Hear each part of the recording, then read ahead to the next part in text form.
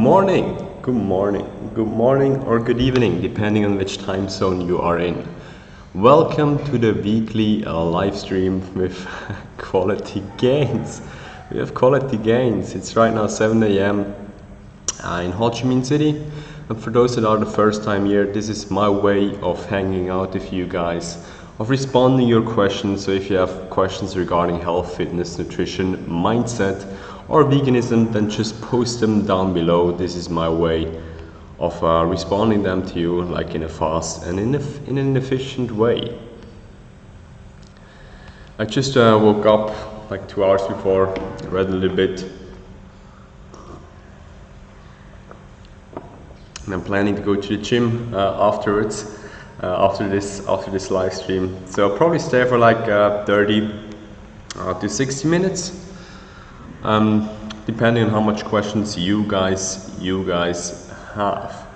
I'm planning a video today for this evening or tomorrow, depending on again which kind of time zone you're in, called 5 vegan self-defense tips. So if you guys are interested in martial arts, if you guys are interested in self-defense, then this will probably be a great video for you to tune in afterwards.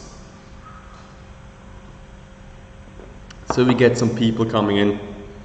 Let me know where you guys are from. You can post it down below. As said before, I'm right now in Ho Chi Minh City. I've prepared my coffee in a great French press way. If you guys have ever seen this, it's freaking awesome. And I'm enjoying the coffee right here. So if you guys have questions regarding fitness, nutrition, mindset, and health, then post them down below. I'll try to respond to them as fast as I possibly can.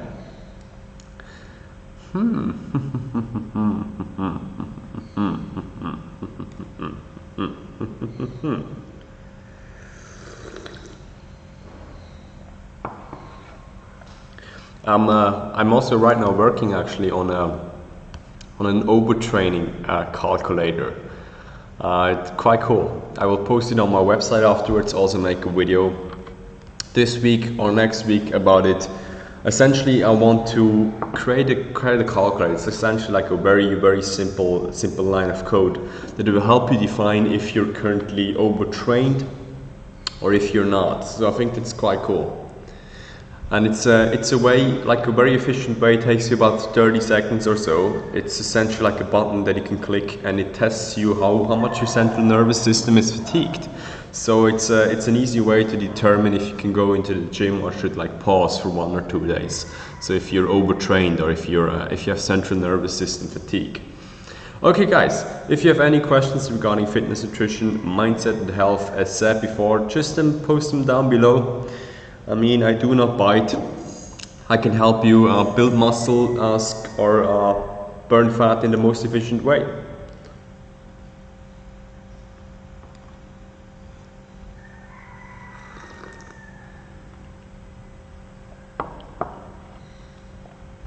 Okay, no questions so far, all good, all good. I'm also working on a speech. I'm preparing to film this one for you guys. It's on the co-working space right here. I'm in a co-working space, what you can see. I will do a speech here, and I will also do a speech. Probably I plan to do a TEDx speech in the future. So actually, like, oh, your boy is becoming a TED speaker, and yeah. Probably will help you along the journey of vegan fitness. So what else do you want to know, guys? What else do you want to know?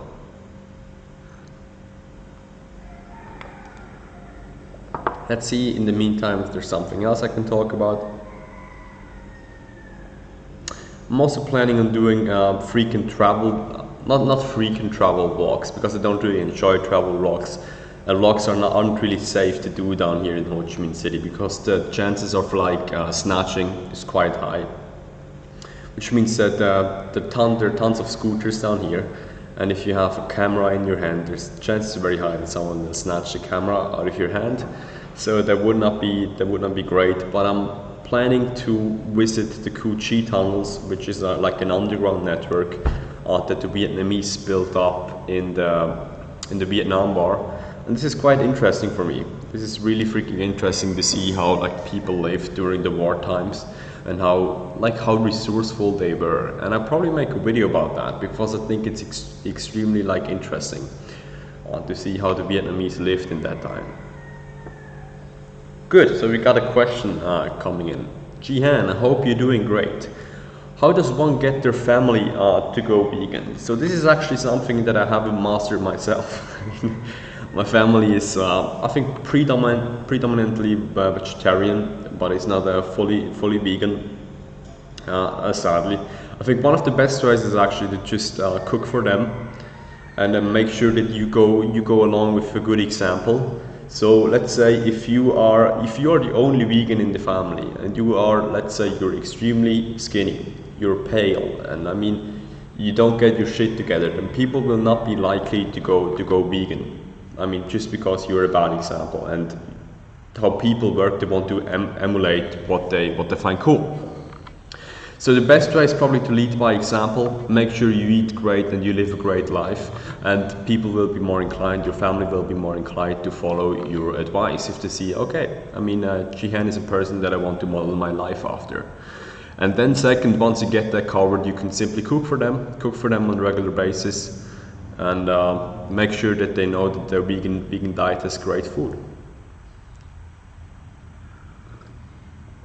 This is what I do. But the thing is, you do not want to force your family to become a vegan, because it creates freaking tension. And let's say there's a difference between your family being supportive and your family being not supportive. Because my family is very supportive, so it would be really weird if I would be like, hey, no, you need to go vegan, or we cannot see each other anymore.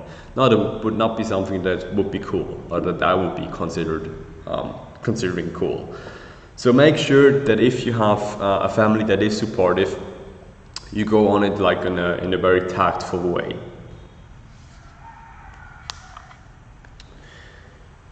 They agree with the health argument, but it's hard to get them to understand the ethical one. I mean, probably the easiest way is to show them a documentary like Dominion or Earthlings, if they would be down for that. Again, don't force it upon them. Don't force it upon them, like don't make them, because a lot of people don't want, like they know that it's bad, but they don't want to really accept that it's bad, if this makes sense. They rationalize their choices to the extent that they think, okay, it's not really bad, you know. So it's probably one of the best ways is to show them a documentary of like Dominion or Earthlings, so they get to see the cruelty of the choices that they make on a daily basis. What also works is generally I think, if you, let's say, I think what works is if you show your family like an expert outside, like that is different than you, because your family might believe an expert more than it believes you, if this makes sense. For example, if I show my family, if I explain my family that, let's say, meat is not that good for you, it makes a difference than if I explain it to my family, or if I show a video of Dr. Gregory explaining that, because Dr. Gregory is a doctor, has like social authority, and is an expert regarding that. So I think what works is just like showing your family tips from an expert, from a proven expert in that field. Okay. Are you a free individual? Do you have freedom? Okay, that's now we get to the philosophical questions.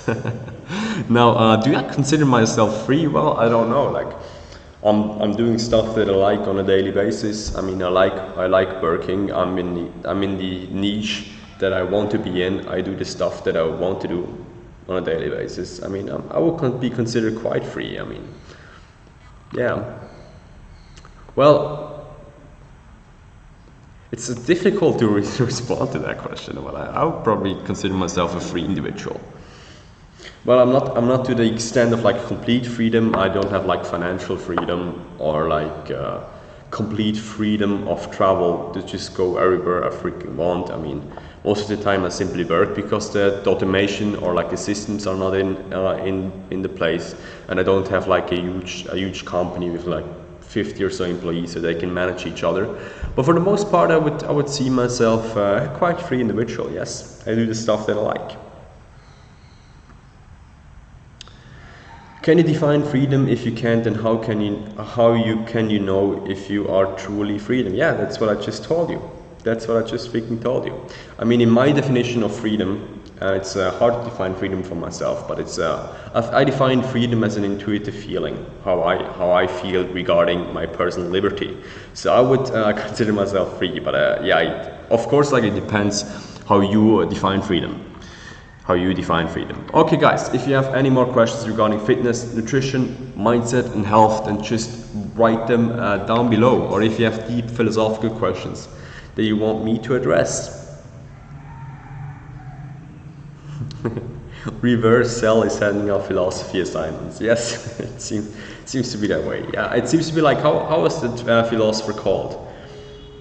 The weird philosopher that would go along with a barrel and would pose not stupid questions, but like hard questions to people on the street, and he got executed after some time.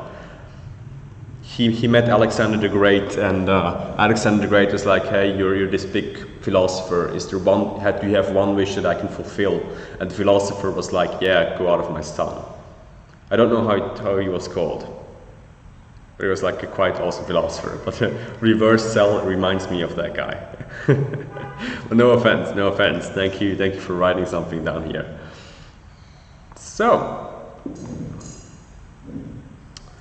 what is your current training routine? Do you stretch? My current training routine is I train 3 to 6 times a week right now, depending on the stress levels that I got. Mostly last week it was about 6 times, usually it's about 3 to 4 times probably. I follow an upper and a lower body split, but essentially probably upper and lower body would describe it the best. I do not stretch I use stretching to cool down after the workout, and I probably should do a little bit more stretching because I'm quite tense in my lower body. But the thing is, like, I'm really pressed for time, and I go into the gym, essentially do my workouts, do my exercise selection, and then go home again. So it's I would love to stretch. I would love to be able to do a split, and I also think it's good for recovery purposes. But I do not stretch probably as much as I should be doing.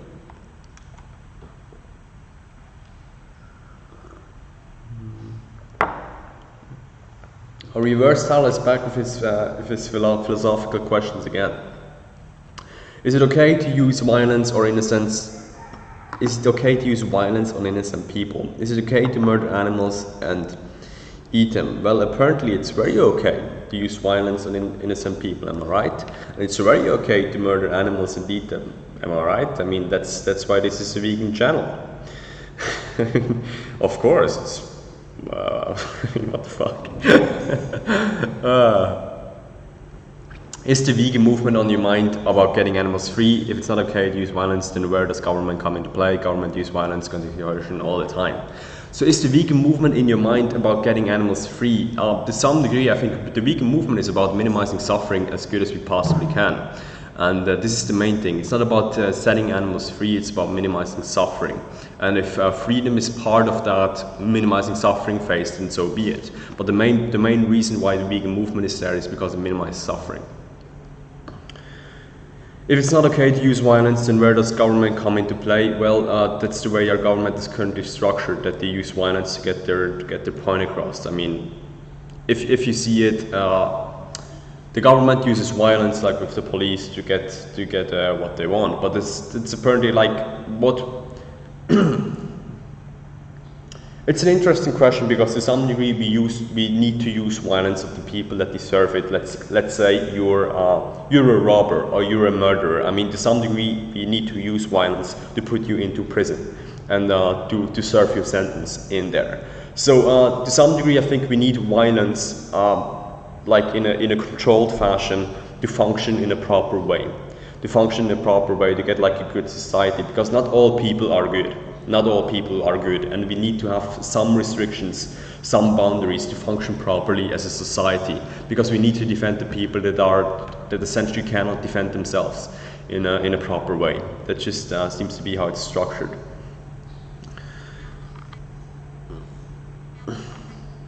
Okay. So, plant the food forest and feed you and yours a lifetime. Yeah, probably could be cool. Probably could be cool. Not just weird. It sounds like self-promotion though. When it comes from food forest permaculture. Chihan, are you more left or right leaning? I think I'm probably more left leaning. Most vegans are actually more left leaning, and I would consider myself more left. I think, but I mean, I don't know fully. I mean, I don't waste much time in politics, and have quite. I mean, I do not want to consider myself left or right. I mean, I think I don't give much fucks about politics. Sup bros, sup boom boom, yeah. Okay, cool. If you have any more questions regarding fitness, nutrition, mindset and health, post them down below. I'll probably be here for about 20 minutes or so, depending on how much questions you guys have. If it's more questions, I will stay longer. If it's less questions, I will leave earlier. Okay. For those that haven't been on the call before, I'm currently making a video about 5 self-defense tips for vegans. So if you guys are interested in defending yourself in the most efficient way, defending yours and your loved ones, there will be a video coming tomorrow, probably in your time zone, so you can enjoy it. Okay, so there are more questions from reverse sell again.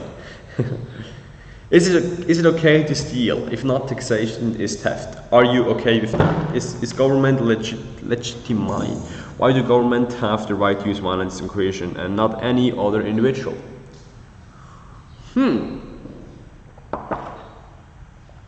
So this is a quite interesting topic. I would not consider taxation theft, although the thing is, I would consider myself a capitalist, because I think capitalism to some degree has quite some beneficial effect. If you just take a look at the history, I mean, I think capitalism increased the standard of wealth dramatically for a lot of people, and isn't responsible for as much oppression as you see, like for example, socialism doing. I do not think that it's the best system that human beings have come up with, but it's currently the best system that probably exists when it comes to just how our life should be structured. Taxation is not theft, because to some degree you pay for the services that you use on a daily basis. For example, you pay for streets to be built. You pay for schools to properly educate you. You pay for different services that would be different. I'm not saying it's impossible if a private corporation would do this, but it's probably easier to construct if a government would do this. And to some degree, I think we do need regulations. I used to think that we do not need regulations, but to some degree, I probably think that we do need regulations. Because in the last couple thousand of years, the government has replaced the family bonds. The government is essentially a big family now. And we are essentially looking for guidance when it comes to the government. That's why I think the USDA, the dietary guidelines, are very important.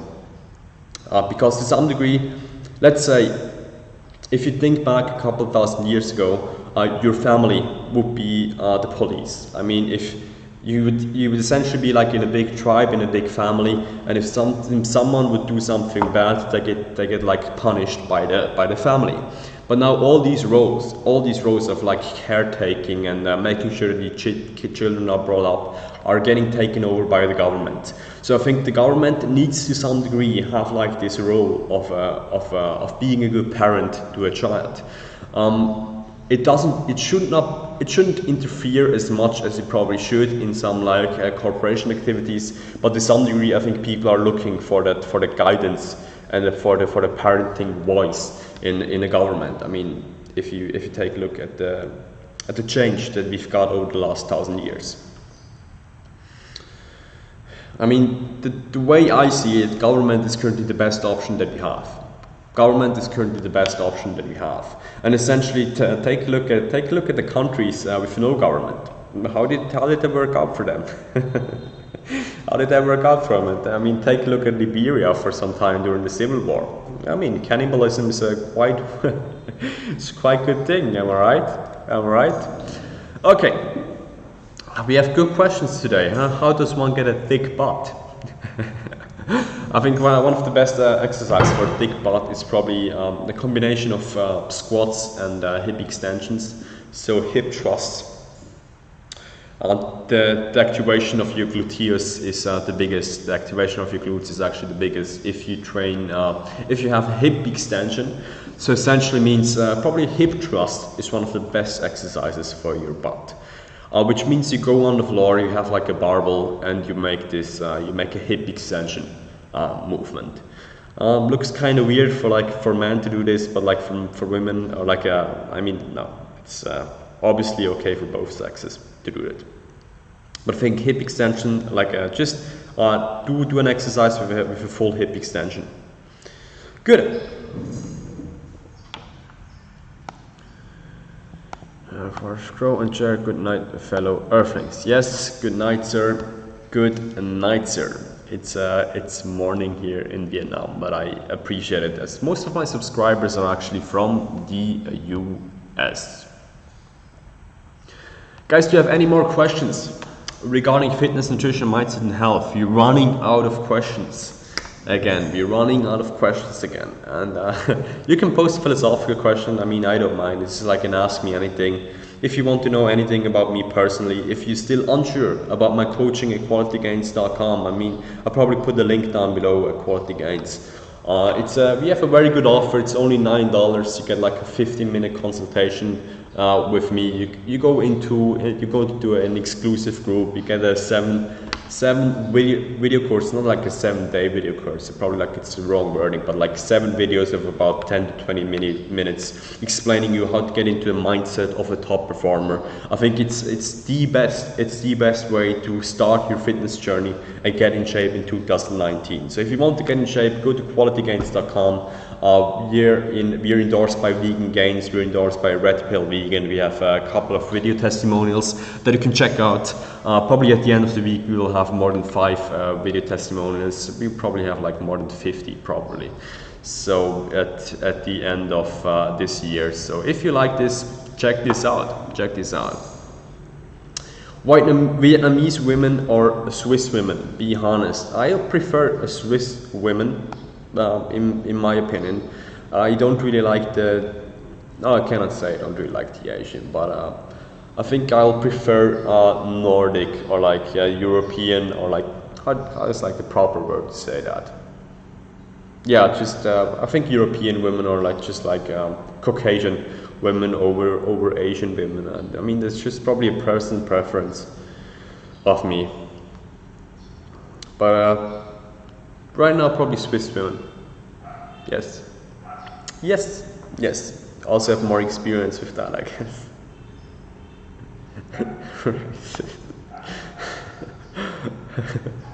Classic.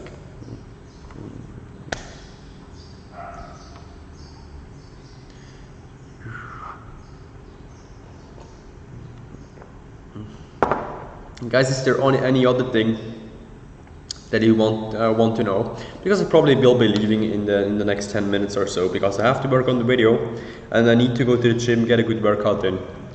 I'm planning to get to the next level when it comes to the gym, probably even do a little shred.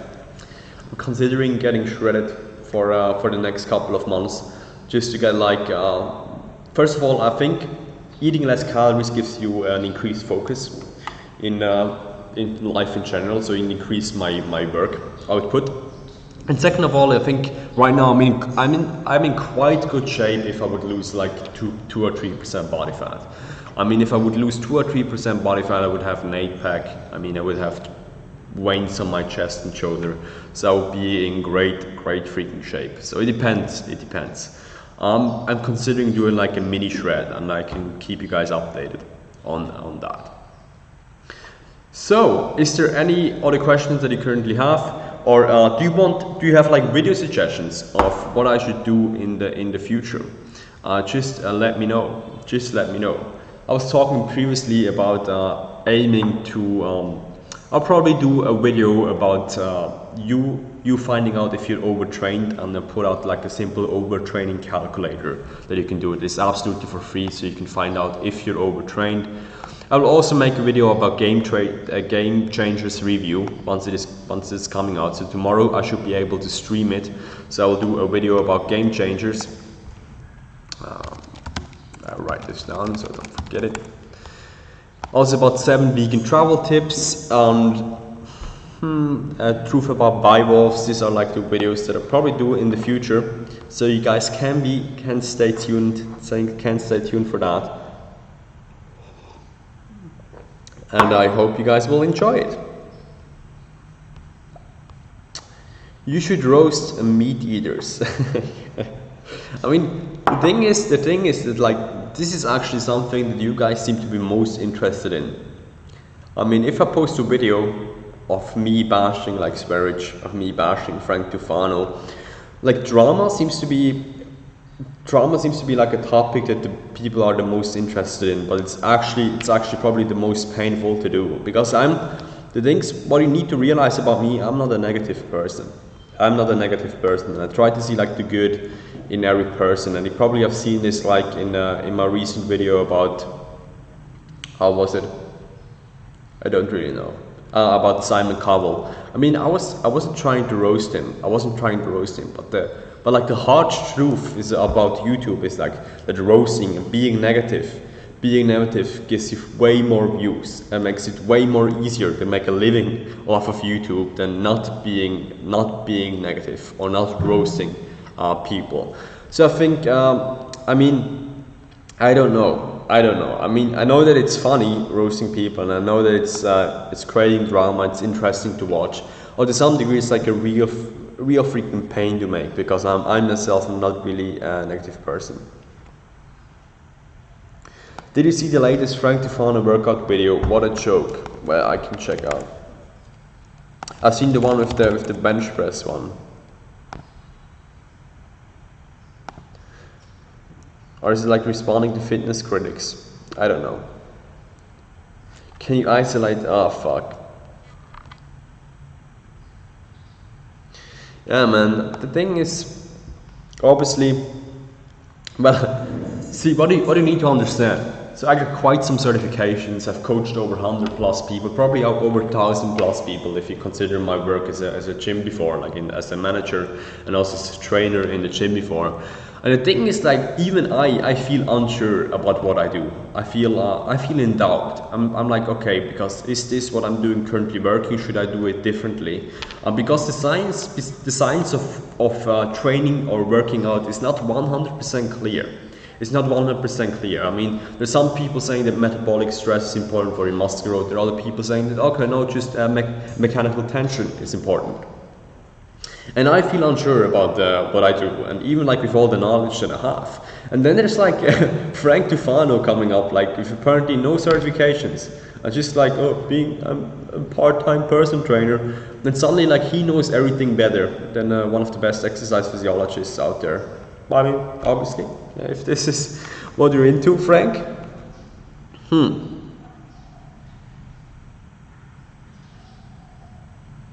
Okay, I have a great question. I know protein is overrated and that we only need something like 1.6 grams per kilogram to 2.2 grams per kilogram depending on a cut or a bulk. But what about eating high protein to limit fat gain? That's actually a good point. Well, I think what is the most linked with satiety, or like with minimizing fat gain, is generally making sure that you eat foods that are low in calories but are filling you up, which means to have high satiety provoking effects. And which are like foods that have high satiety provoking effects? It's usually the foods that are not very high in protein. For example, spinach. Spinach fills you up like shit. Like very good, and has very high satiety provoking effects. Broccoli, to some degree it has a decent amount of protein, but not like an extreme protein food like a tofu or seitan, and it fills you up a lot and has like very low calories. So to some degree it's not only the protein content. Protein can increase your satiety levels, yes, but to some degree it's also like being a food that is promoting satiety, and then again has like low calories in it, so low calorie density.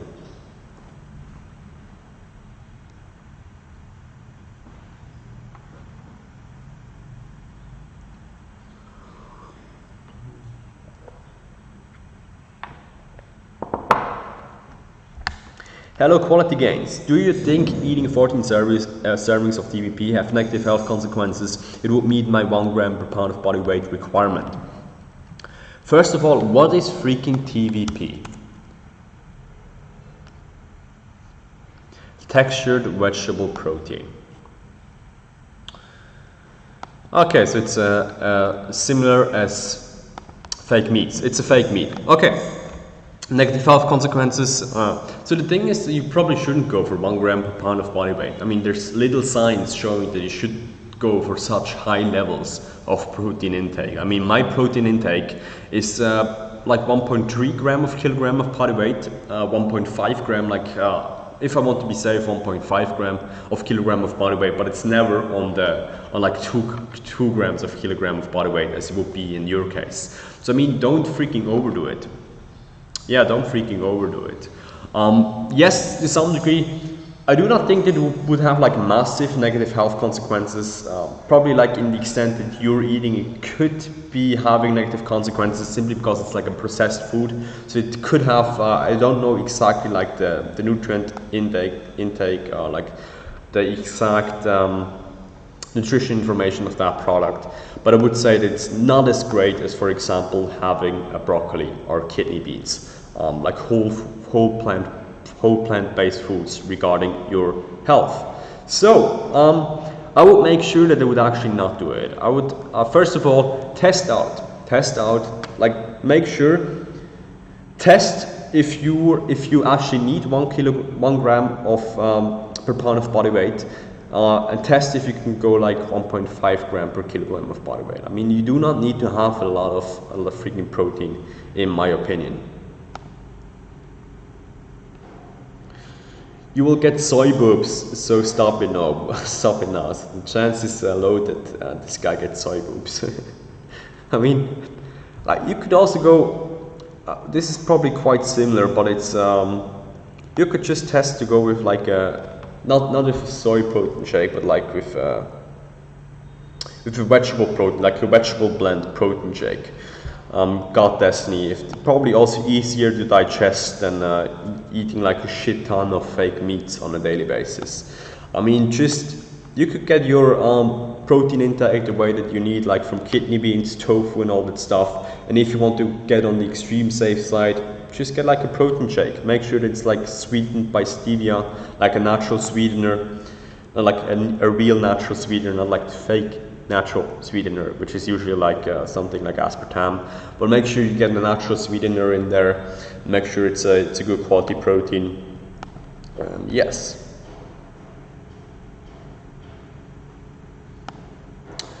Are soy boobs real? I thought they were a meme. Great questions today. I need to have a little bit more coffee to deal with those questions. Nice. Okay, are soy boobs real? Well, if we talk about soy boobs, we have to talk about what creates soy boobs in the first place. And it's usually the belief that soy increases endogenous testosterone level. Not testosterone, estrogen level, like the female hormone level. And the science between that, like the consumption of soy and the internal increase of estrogen, is not clear, probably non-existent. And the chances are very high that food like chicken or food like milk can increase your endogenous estrogen level. Fuck, why do I keep saying testosterone? Endogenous estrogen level. Why? Because the estrogen of animals is obviously much closer linked with our estrogen than estrogen from plants. You know, so I do think that soy boobs do not exist, and I think they make no sense.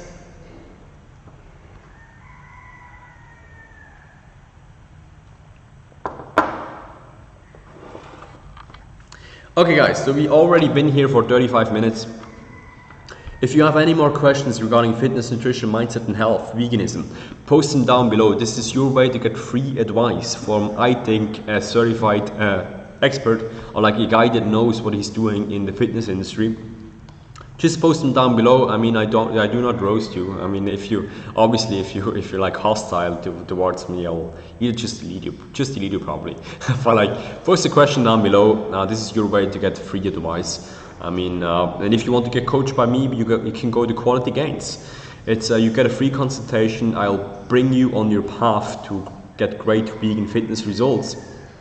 I make sure that you eliminate eliminate uncertainty together.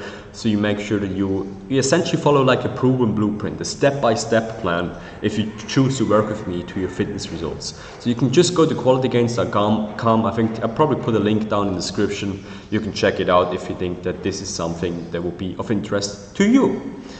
Okay. Eric Helms made an article on the Mass Research Review, and he analyzed the study where bodybuilders ate 3 kilogram of protein were on average leaner than bodybuilders who ate a lower amount. Any thoughts?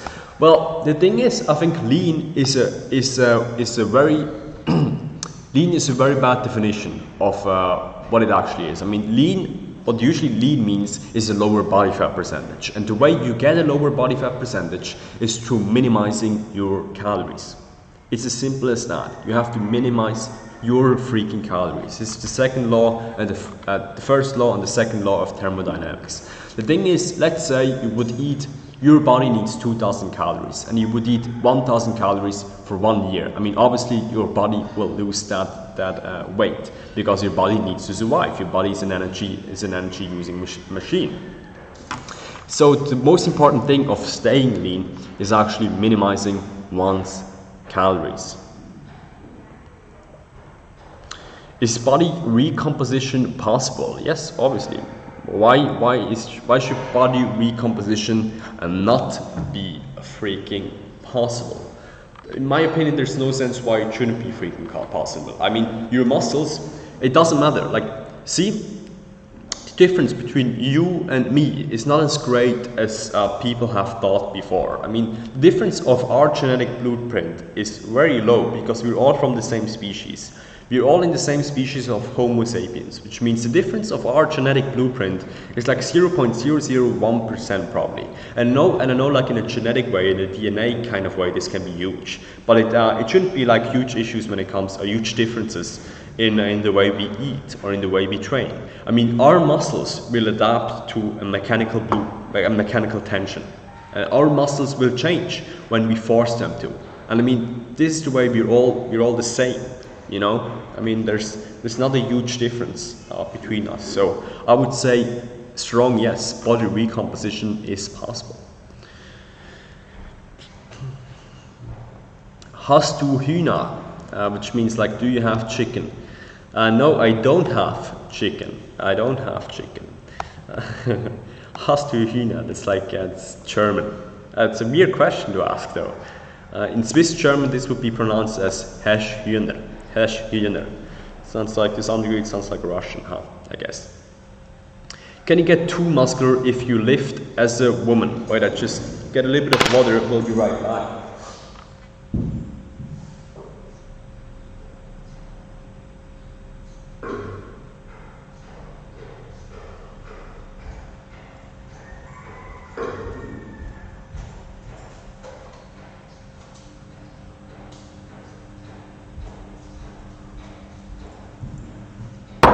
Hey guys, sorry. It starts to get really freaking warm in here.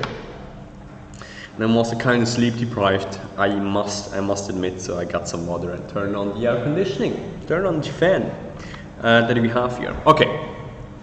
Can you get too muscular if you lift as a woman? So the thing is, I think that it probably cannot, that would probably be too simple to tell you. But I think it's pretty hard to get too muscular if you lift in a natural way. And if you realize that it's, too muscular also depends on your taste. And obviously if you go on steroids, then obviously you will get very muscular. But essentially, I think I've never seen a woman that would train in a natural way that is actually too muscular or gets like too ripped.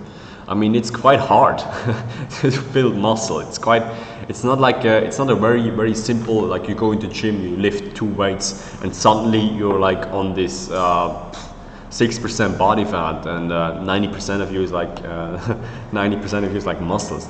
It's not even possible. Like obviously most of the part is like water, but it's quite hard. So I think the belief that you get too muscular as a woman is not really founded in the scientific literature. Okay. I thought I heard chickens in the background. Yes, I mean right now I'm in Vietnam, Ho Chi Minh City, and yeah, there's a constant rooster, I think, coming from there, that is crying out. I will move to Indonesia in 2 weeks. Again, I'll go back to Bali for 2 months, I think, and to the rooster place. And I think it's like a common practice to have roosters or chickens as in the family, or like in the house down here. Hi, Callum James. Hi. I hope you're doing great. Okay, guys, I probably have time to respond to 2 more questions. If you have questions, just post them down below. If you want to work more closely to me, go to qualitygains.com and to get coached in the most professional way. So let me know if you have any more questions. Otherwise, I'll just be leaving. In the next minutes. Getting a workout in. Getting a freaking workout in.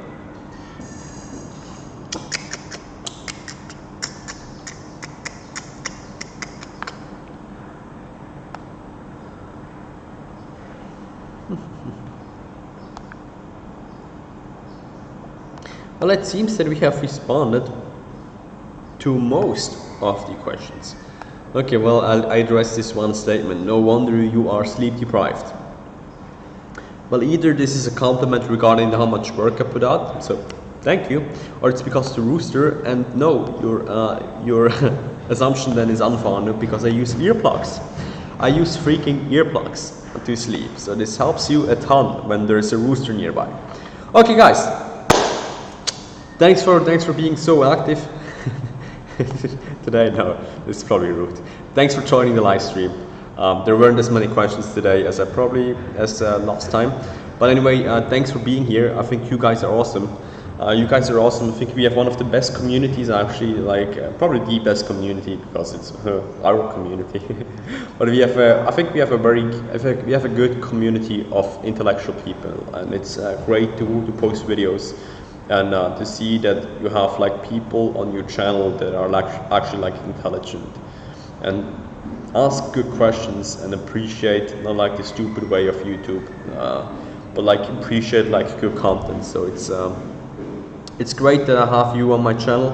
I appreciate you guys, and if you have any more questions regarding fitness, you can go to qualitygains.com and you can work more closely with me. I think this is probably the last shameless self-plug that I will do today. Again, there will be a video coming tomorrow or today, depending on your time zone. But until then, I wish you a great day. Enjoy the rest of your Sunday, and make some good freaking gains in the gym, and don't be cruel to freaking animals. Thanks for what you do, and I wish you a nice day.